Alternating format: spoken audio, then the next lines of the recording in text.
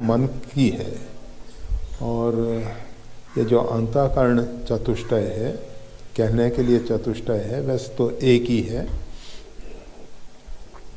ये हमारा बहुत जन्म जन्मांतर से साथ में रहा है। तो इसमें जो संस्कार भरे हुए हैं उसके कारण हमारा चित्त उद्विग्न होता है। मूल रूप में बीज वह है और उसके साथ साथ कारण कुछ भी बन जाते हैं। बाहर की परिस्थितियां बन जाती हैं, अन्य अन्य कारण। कभी कभी तो व्यक्ति एकांत में होता है जहाँ कोई दूसरा व्यक्ति नहीं होता है, परंतु जैसे पक्षियों के बोलने से ही मन में उद्विग्नता आ जाए। और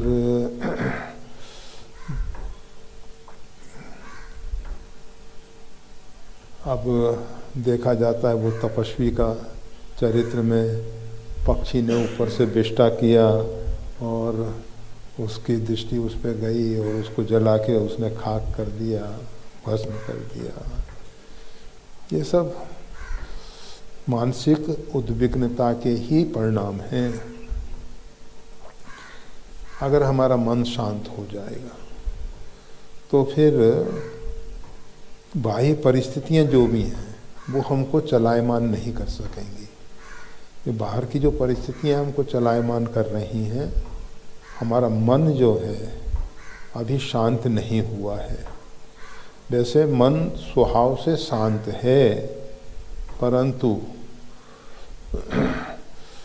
जैसे जल शांत है, उसमें किसी ने पत्थर फेंका, पत्थर फेंकने से तरंगें आंदोलित हुई, तरंगों के साथ उसकी पेंदी में, बॉटम में जो भी गंदगी थी उभर के ऊपर आ गई। ऐसे ही मन के साथ होता है। मन में जो लंबे समय के संस्कार भरे हुए हैं वो किसी भी कारण से उभर के बाहर आ जाते हैं और फिर हम उसमें अपनी नासमझी के कारण मान लेते हैं कि अमुक व्यक्ति ने ऐसा किया, अमुक व्यक्ति के कारण ऐसा हो गया। ये एक भ्रांत धारणा है। भले ही व्यक्ति सीधे सीधे भी उसमें प्रत्यक्ष दिखाई दे रहा है कि इस व्यक्ति ने ऐसा किया है, परंतु अंदर से ये हमेशा एक ही बोध होना चाहिए, नहीं कोई सुख दुख कर दाता, निजकृत कर्म भोग सुन भाता। कोई भी किसी भी प्रकार से उसमें निमित्त भी नहीं बन रहा। कर्म हमारा वो नाम रूप लेके व्यक्ति बन के आया है। ऐसा नहीं कि वो व्यक्ति इसमें निमित्त बन गया। हम जरा थोड़ा गहराई में चले जाते हैं तो कहते हैं कि अमुक व्यक्ति निमित्त बना इस कार्य को करने में। व्यक्ति वास्तविक में नहीं है, परंतु निमित्त बन गया है।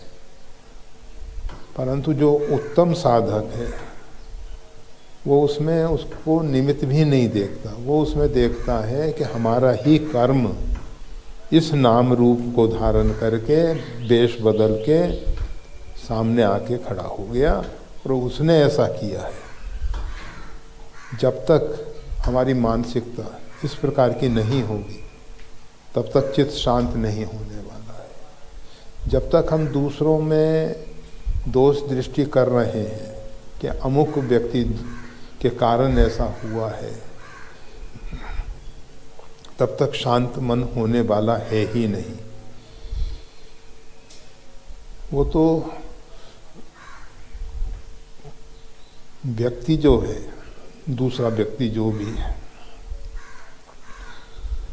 निमित्त भी इसलिए बन रहा है कि हमारा कर्म ऐसा है, कर्म ऐसा है।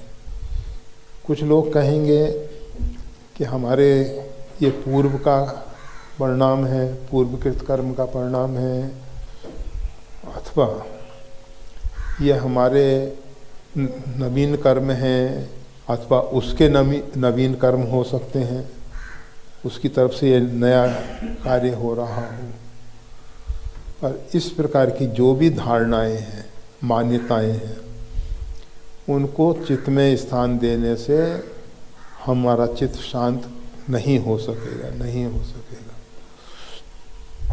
इसमें सबसे अच्छा सहयोग महापुरुषों के जीवन के प्रेरक प्रसंग मिलते हैं कि उनके जीवन में किस किस प्रकार की विषम परिस्थितियाँ बनी और उसमें भी उन्होंने अपने आप को शांत रखा।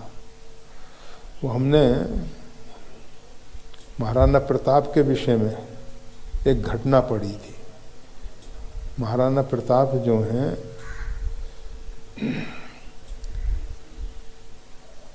वन में राज्य से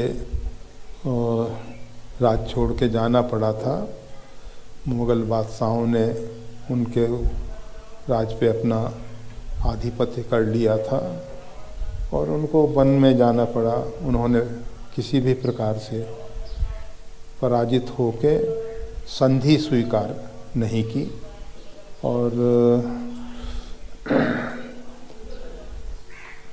जब तक जिए तब तक आत्मसम्मान के साथ जिए। भयंकर संघर्ष हुए।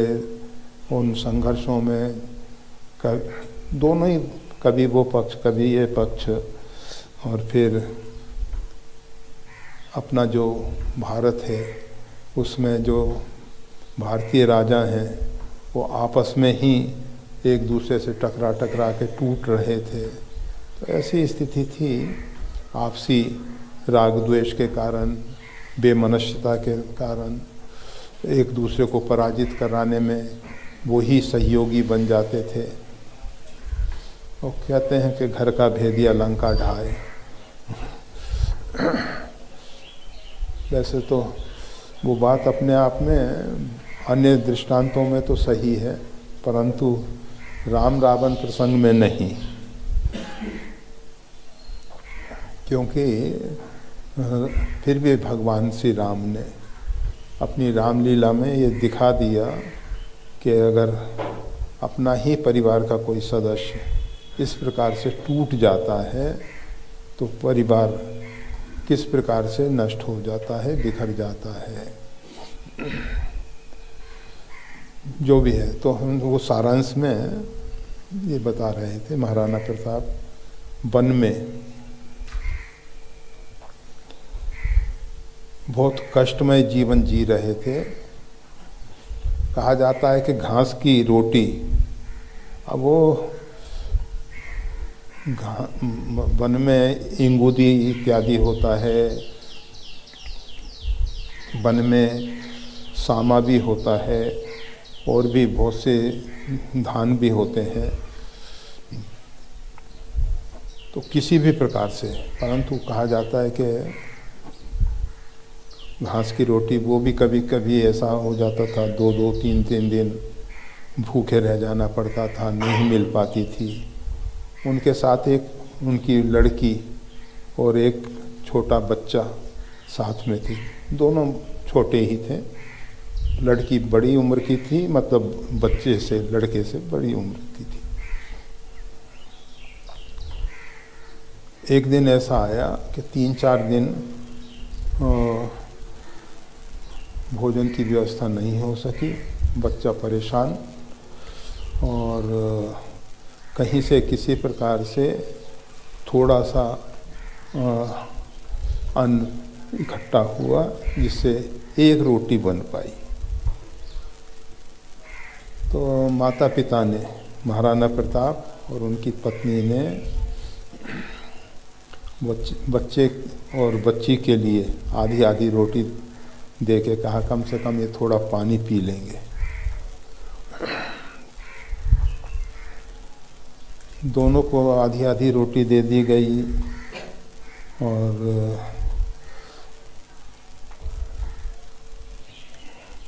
बच्चे ने तो रोटी का आधा भाग मिला, उसको पाके जल पी लिया। बच्ची ने सोचा कि बच्चा छोटा है और इसको फिर थोड़ी देर में भूख लगेगी, तो ये आधी रोटी मैं ना खा के इसके लिए रख देती हूँ। तो एक पत्थर के नीचे उसने वो रोटी रख दी। तब तक एक आगंतुक कोई अतिथि आ गया। अब महाराणा प्रताप बहुत दुखी हुए कि हम आज अतिथि को कुछ भी मतलब जल भी नहीं पिला सकते, आज हमारी इतनी दयनीय स्थिति हो रही है। बेटी ने देखा कि पिताश्री इतने दुखी हो रहे हैं। उन्होंने कहा कि मैंने अपने जो मेरे लिए आधी रोटी दी गई थी उसको बच्चे के लिए रखा था, परंतु अब ये अतिथि आ गए हैं तो इनको सेवा में दे दिया जाए। वो सेवा में दे दी गई।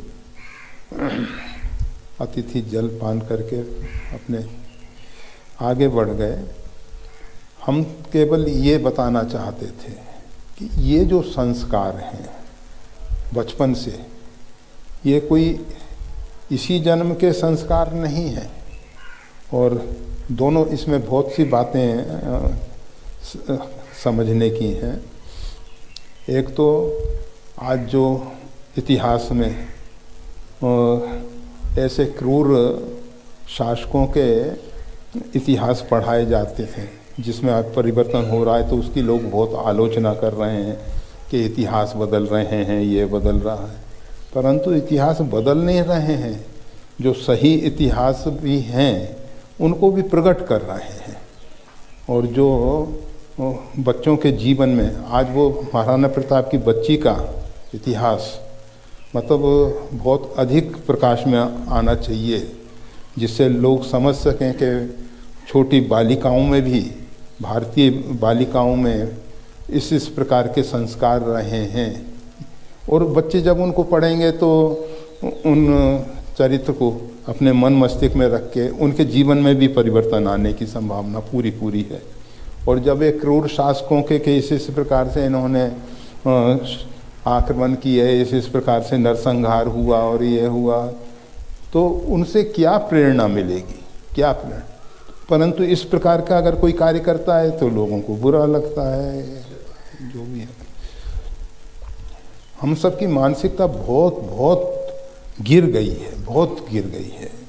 और उन सब के कारण तो ये जो मन की उद्विग्नता के पीछे कहा जा रहा था, ये पूर्व के जो संस्कार हैं हमारे मन में।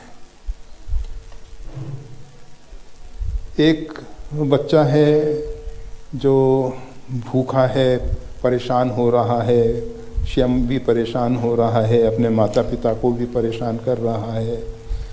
और दूसरा बच्चा जो है कितनी गंभीरता से सोच रहा है छोटे भाई के लिए, परिवार के लिए, पिता के लिए। वो बच्ची छोटी बच्ची है, कोई बहुत उम्र की बच्ची नहीं है वो भी, परंतु संस्कार पूर्व जन्म के उसके संस्कार है। तो जहाँ तक कोशिश होनी चाहिए कि बच्चों को गर्भ में ही इस प्रकार के चरित्र पढ़ने सुनने को मिलें, जिस प्रकार से अभिमन्यु गर्भ में रह के चक्रव्यूह भेदन का रहस्य जान लिया था। तो इस प्रकार से गर्भस्थ शिशु को अच्छे संस्कार मिल जाएं, अच्छे इतिहास उनके माता पिता पढ़ें सुने, वो भी गर्भ में सुन सकें, देख सकें। और जो भी है, अगर उस समय के संस्कार अच्छे हैं तो साधना पथ में बहुत शीघ्रता पूर्वक आगे बढ़ सकते हैं, अर्थात मन की उद्विग्नता दूर हो सकती है, मन शांत हो सकता है। भगवान का जो ध्यान है, शांतम शाश्वतम, जो शाश्वत शांत हैं, उनका ध्यान हमारे चित्त को शांत करेगा। हम जिसकी उपासना करते हैं, उपास्य के गुण उपासक में आते हैं। हम भगवती काली का ध्यान करेंगे, उग्र स्वरूप है। हम ये नहीं कहते कि भगवती काली की उपासना जरूरी नहीं है, दुष्टों के संहार के लिए है, होगी। और जैसे दुर्ग की रक्षा के लिए दुर्गा, भगवती आदि शक्ति जगदम्बा दुर्गा की भी, परंतु जहाँ तक हो सके चित्त को शांत करना है तो हमको जो आदि शक्ति भगवती का, परमात्मा का शांत स्वरूप है, शांताकारम भुजग शयनम, ऐसा जो शांत स्वरूप है उसका ध्यान करना चाहिए, उसका चिंतन करना चाहिए, उसकी उपासना करनी चाहिए। उससे चित्त शांत होने वाला है। फिर भगवत नाम जो है वो हमारे इन मलिन संस्कारों को जला के खाक कर देता है। इसलिए जितना अधिक नाम सुमरन हो सके। वैसे तो सभी संतों का एक ही अभिप्राय है, एक ही साधन, सब रिद्धि सिद्धि साधन है। अनेक साधनों की जरूरत नहीं है, एक ही साधन, एक ही साधे सब सदे, सब साधे सब जाए। एक ही साधन अपने लिए पर्याप्त है, नाम साधना। उसके साथ राम नाम सोई अंक है, सब साधन है शून्य, अंक गए कछ हाथ नहीं, अंक रहे 10 गुण। नाम के साथ अन्य साधन पद्मासन लगा के और प्राणायाम करके, ये प्राणायाम जो है ये भी बहुत अधिक सहयोगी होता है। और इसमें हम हमेशा वो चंद्रभेदी प्राणायाम, जिसको अध्यात्म राम रक्षा में चंद्र सूर्य दो एक घर करे, मतलब चंद्र और सूर्य को एक घर में स्थापित करे, सुषुम्ना में प्रवेश करे और सुषुम्ना में प्रवेश करके, तो ये चित्त को शांत करने के लिए बहुत अधिक सहयोगी है, बहुत अधिक सहयोगी है। और कितना ही चित्त हमारा उद्विग्न हो रहा है और उस समय अगर हम प्राणायाम का सहारा लेके उसको कर लेते हैं, और अगर ये सब साधन नहीं कर पाते हैं तो कलिकाल के हिसाब से भगवान के नाम का संकीर्तन है।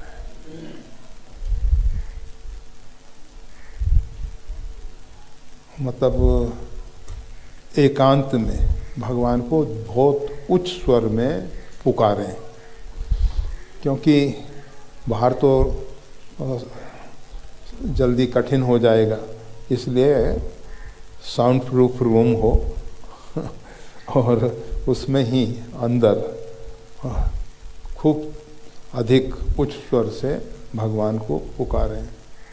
तो ये जो उच्च स्वर से भगवान को पुकारा जाता है,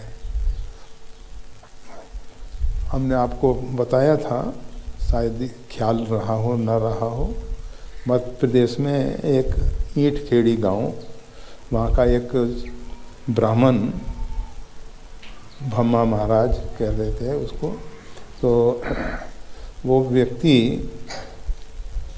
केवल कटी पे वस्त्र और एक यज्ञोपवीत और कुछ ज़्यादा रखता नहीं था अपने साथ।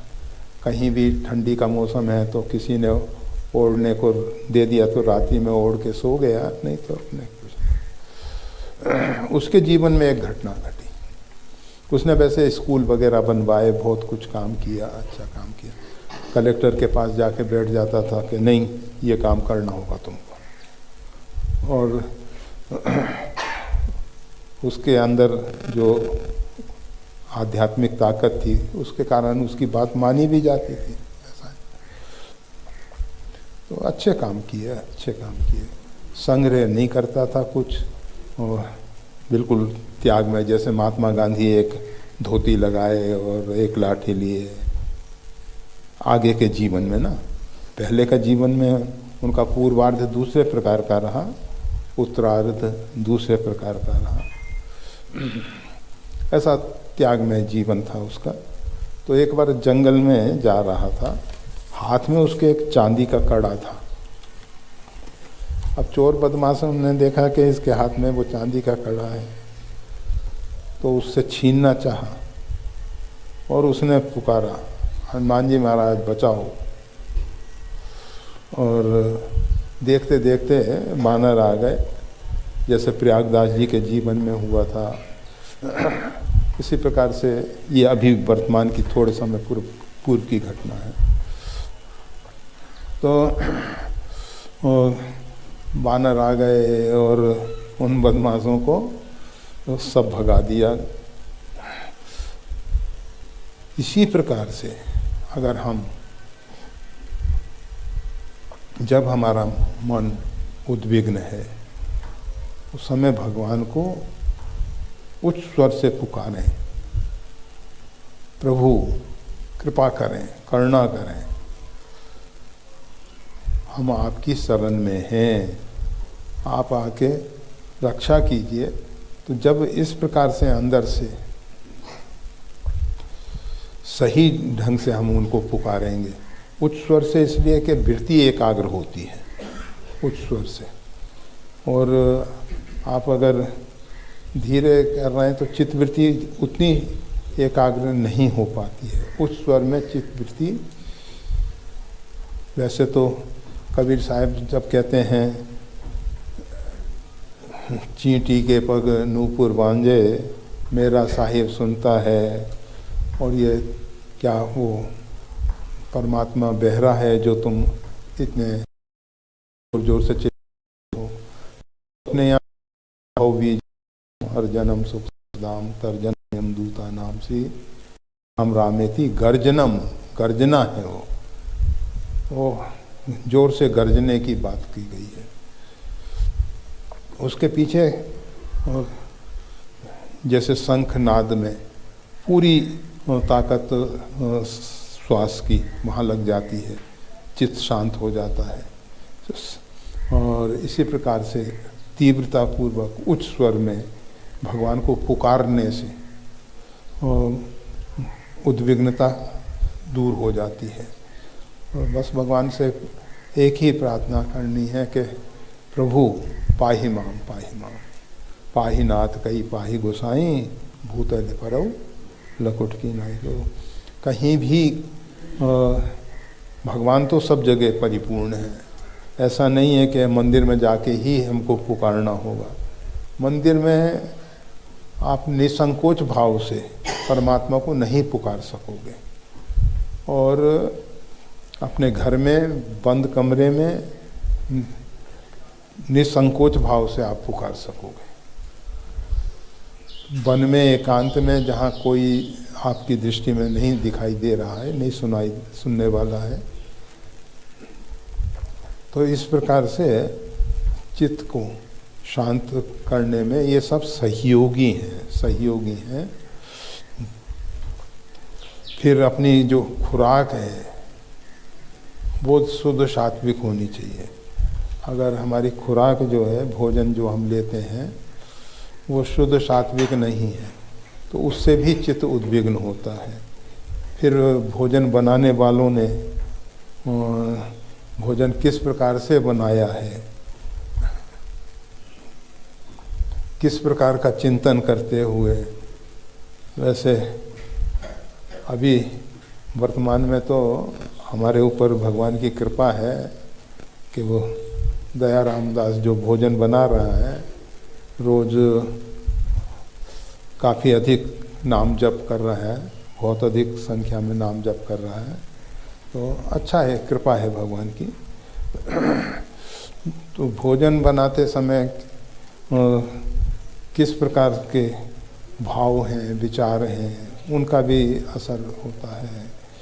और फिर आसपास के वातावरण में व्यक्तियों का भी असर होता है। तो इन सब से कोशिश होनी चाहिए, या तो सज्जनों का संग हो अथवा एकांत हो। अगर सज्जनों का संग मिल जाता है अच्छी बात है, संतन डिग बैठ बैठ, और अगर वो नहीं है तो फिर अकेला अच्छा है। और इस प्रकार से बैठ के प्रभु का स्मरण करें और परमात्मा से प्रार्थना करें, वो भगवान को पुकारें, भगवान रक्षा करेंगे, चित्त शांत होगा। जय श्री राम।